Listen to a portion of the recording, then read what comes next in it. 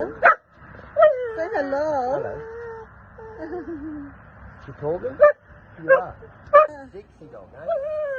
Lucy, get over here. You're a good girl. You can see why she gets jealous. Yep. Because she's been with Dad the whole time. When I'm with you down there, as he said, she just sooks all the time. I love their bloody owners, especially the owners are good to them.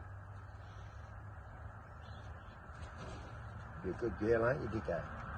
You love going in the tractor. Yeah. It's not a cab, it hasn't, has it? No.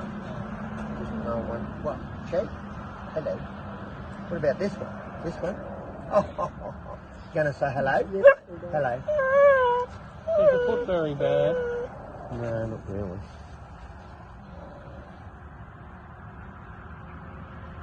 She tore it off up there. So someone's taken the bloody rubber mat out up there. Had a zip tied on. Yeah. They take pins, they take the water bottles out of my ute. You talking? You are?